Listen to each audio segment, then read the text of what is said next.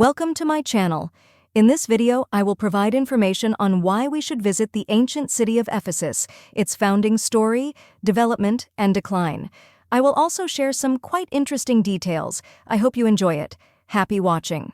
Ephesus, ancient city. Why should we visit Ephesus?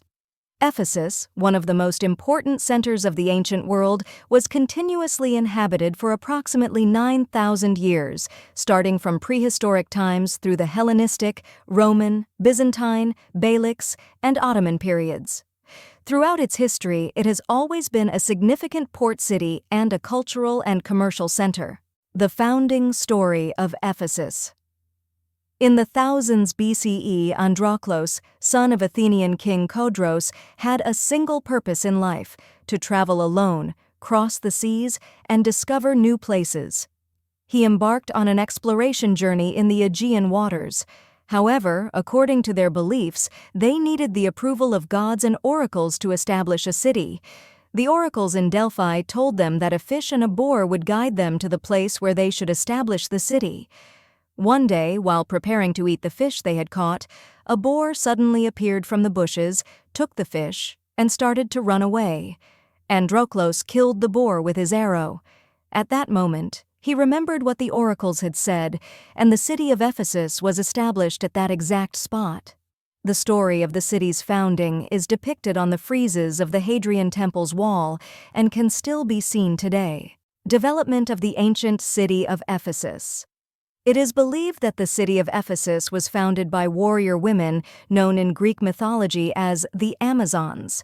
The name Ephesus is said to be derived from Apessus, known as the city of the great mother goddess.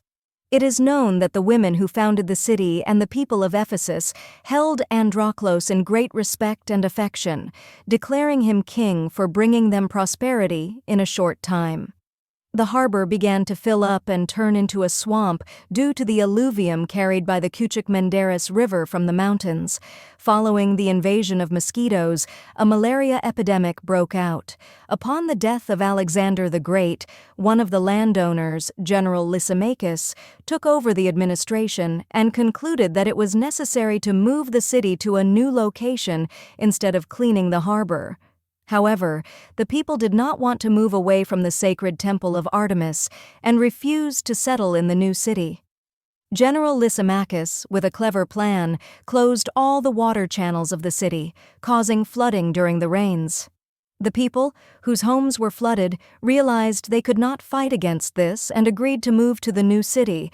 Thus began the magnificent life of Ephesus that has lasted to this day. Centrality of the ancient city of Ephesus. The ancient city of Ephesus continued to grow until 129 BCE, reaching its peak when Attalus, the king of Pergamon at that time, bequeathed the region to the Romans. The Romans inherited a vast country and took advantage of this opportunity to transform the ancient city of Ephesus into the most important commercial center of Asia. Starting from the 1st century, the ancient city of Ephesus became a center for spreading the monotheistic belief of Christianity, welcoming disciples fleeing Roman persecutions.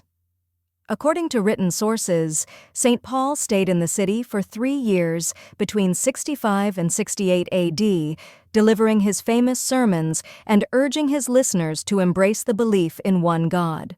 In the later periods of the 1st century, St. John and the legendary Virgin Mary came to Ephesus together, and later they were buried on Ayasaluk Hill, the end of the city.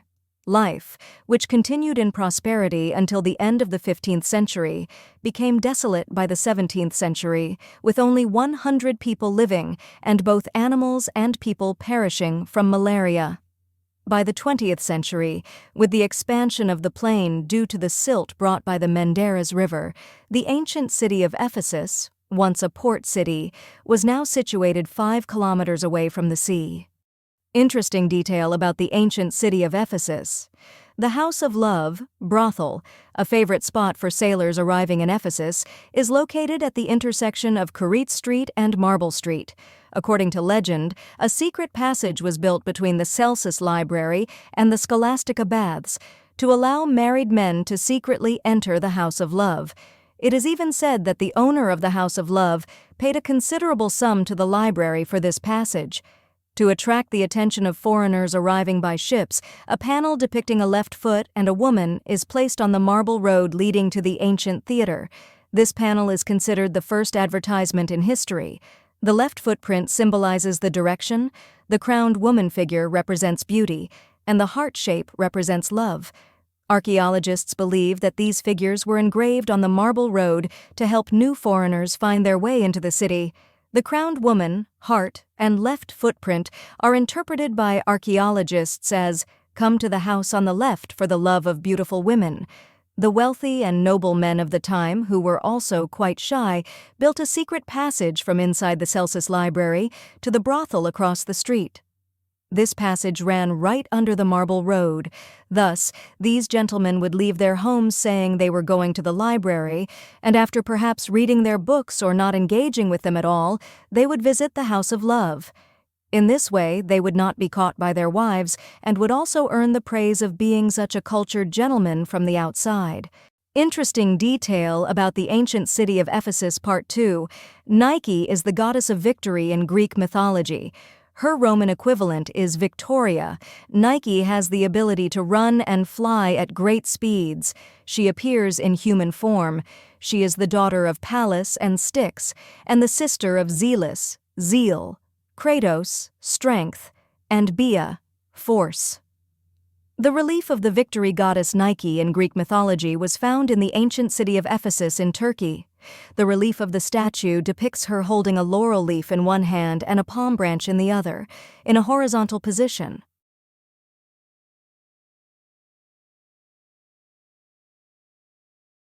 Author discoveries. Make sure to add "Visit the Ancient City of Ephesus" to your bucket list.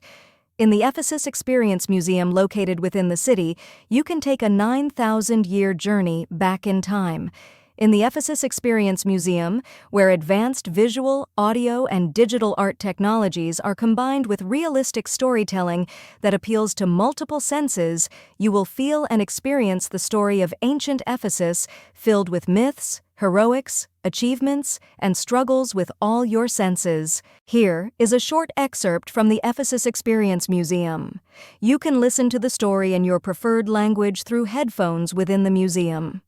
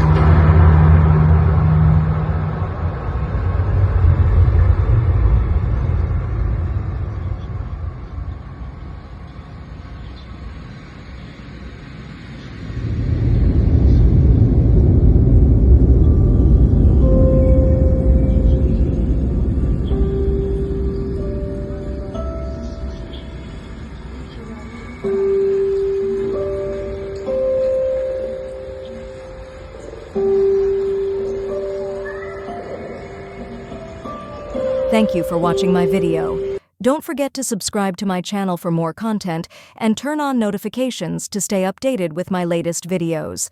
Share your thoughts about the video in the comments. I'm curious to hear your opinions.